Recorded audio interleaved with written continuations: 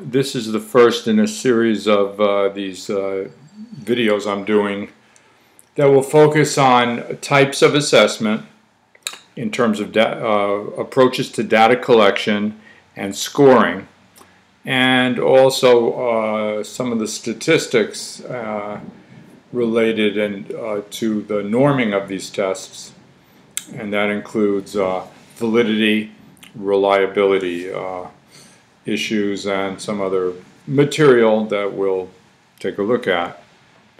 I want to remind you that again, this course is on assessment, and really we are focused on a kind of an assessment that I referred to as dynamic assessment. The idea being that we want to collect multiple forms of information about an individual client, recognizing that behavior is not static. It's not the same in every context that an individual finds themselves in. Instead, behavior varies as the materials and situations and individuals that we interact with vary.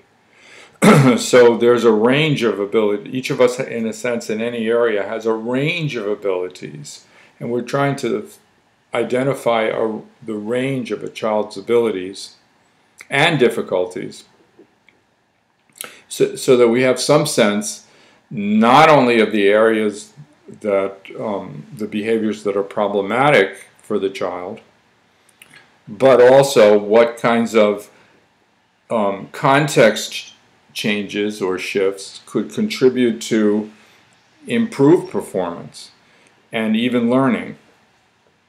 And we want to control for some of the weaknesses of tests, assessments, and those are particularly one particular group of weaknesses relates to culture and linguistic bias on a number of both standard and non-standard assessments. I also want to remind you that I do not like the term, when we talk about assessment, I don't like the terms formal and informal. We do formal assessment regardless of how we're operating, because we want to collect objective and structured and real, in a sense, data.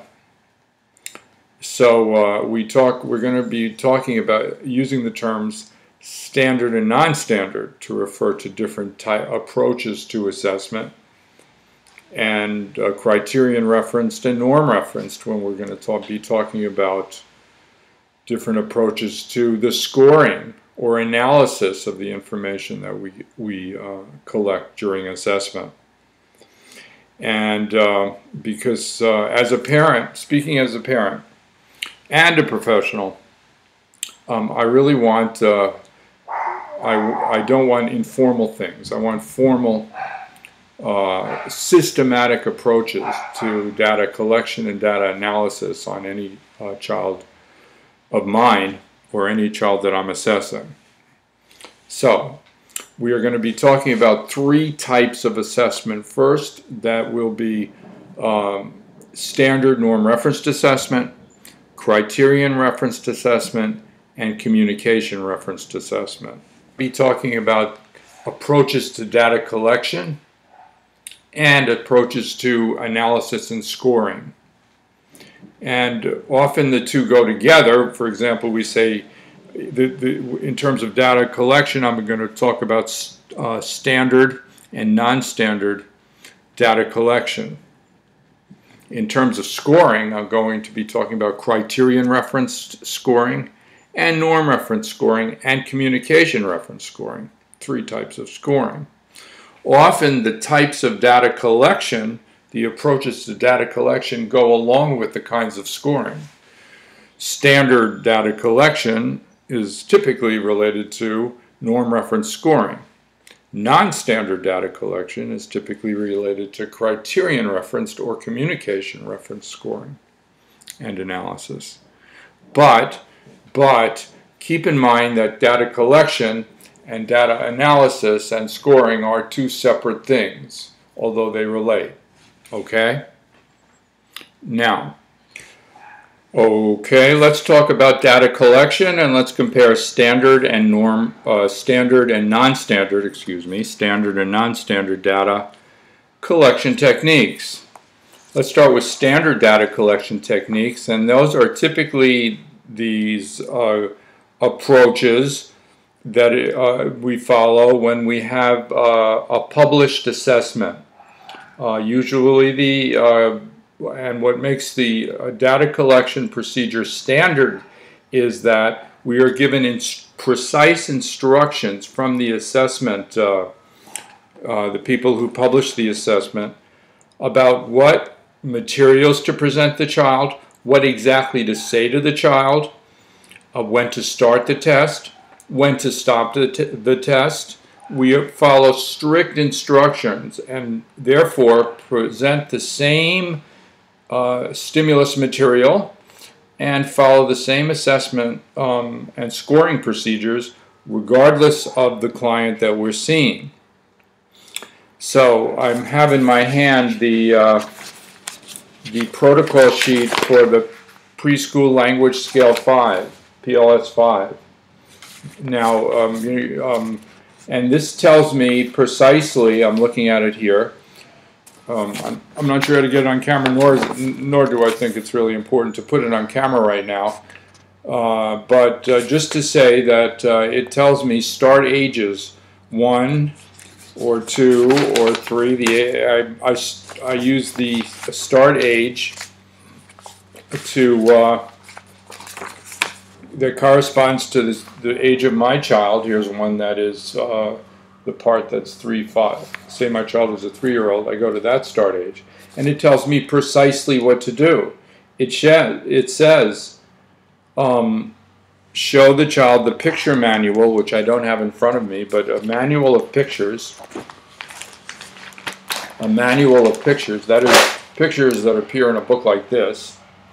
And it tells me even what to say. It tells me precisely. It says, at 3-5, I'm to say to the child, I'm to point to each picture and say, look at this picture. What's this? So I follow that exact instruction and wait to see how the child responds. Now, in standard data collection, using published assessment, typically the stimulus items or the material presented to the child is symbolic. It is in a book. It's typically pictures or words or sentences that the child responds to, or we read or say something to the child and the child listens to what we say and responds. The information that is presented to the child is in symbolic form. Again, either a picture or words or sentences or written words, all of which are symbols. That can be compared to non-symbolic materials such as this phone, which is an actual concrete thing. It may have a symbolic component to it, we call it a phone, but it's actually something you can manipulate. But in standard data collection procedures, we typically operate with language, linguistic material, or picture material. And again, we follow strict guidelines in administering the material to the child. That's standard data collection.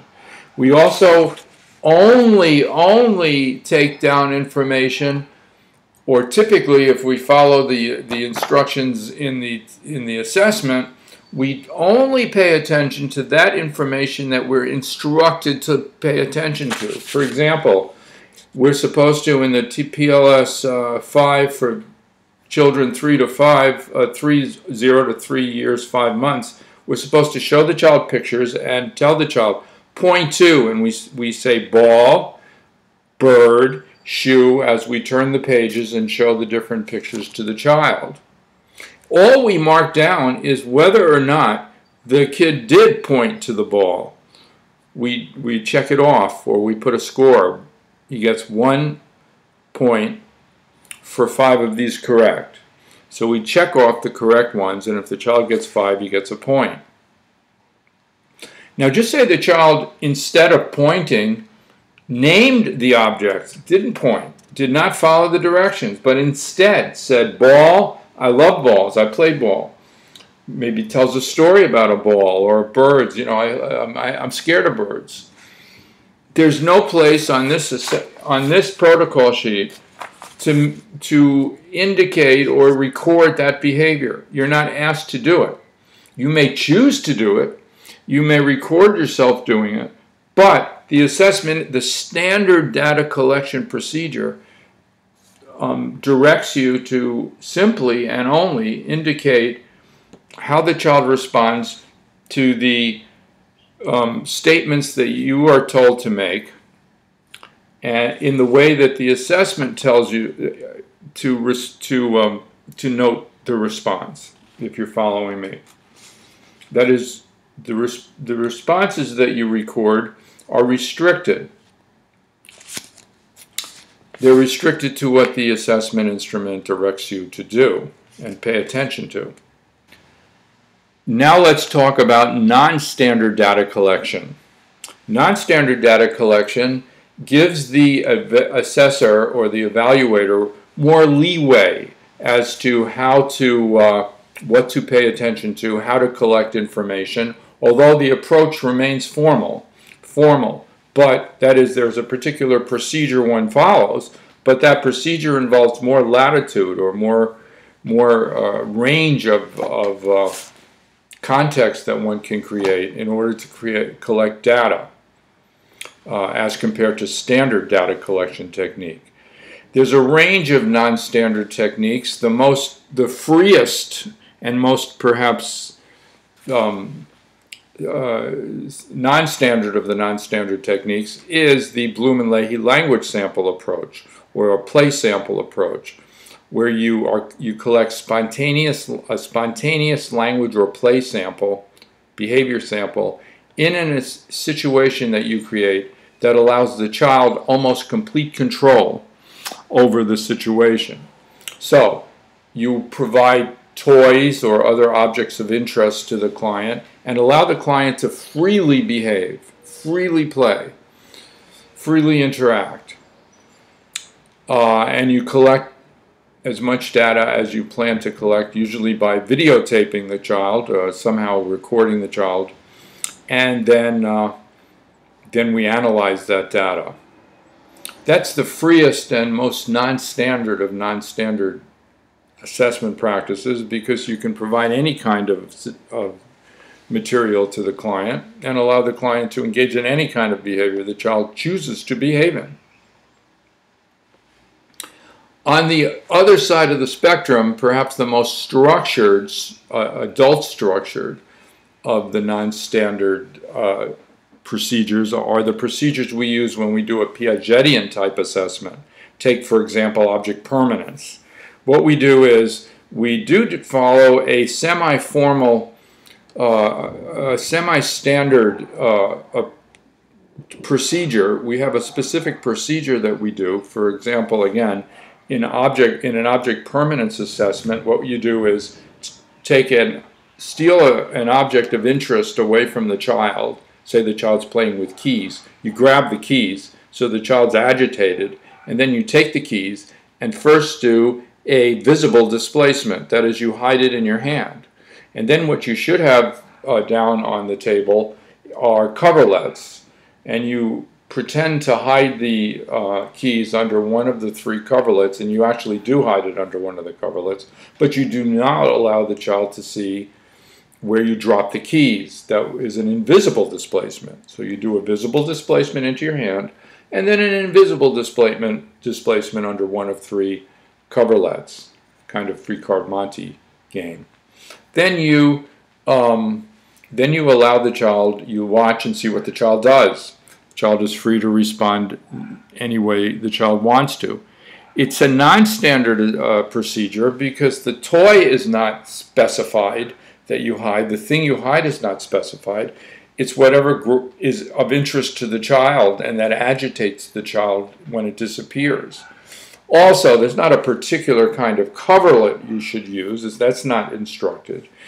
And do you go back and forth 2 or 3 times in making the invisible displacement, that's really up to you. But there's a more adult structured procedure than there is in a free play situation. From free play through Piagetian type assessment, all of that is non-standard. The midterm I give to you, that's a non-standard data collection procedure, because although I write the questions out and you respond to them, I'm still, my exact interaction with you is not as dictated as it is in a standard norm referenced assessment procedure, although it very much gets very close to standard. In any event, I'm comparing standard and non-standard data collection, and we should, in every assessment of a child, have both kinds of data collection procedures. We should engage in standard procedures, typically in a standard assessment format, using a standard assessment instrument, and a non-standard data collection procedure. Because we're doing dynamic assessment and we want to see how the child behaves in multiple contexts. Now that I've spoken about procedures for collecting data, I will talk about procedures for analyzing data, and that will be those procedures will be criterion referenced, norm referenced, and communication referenced.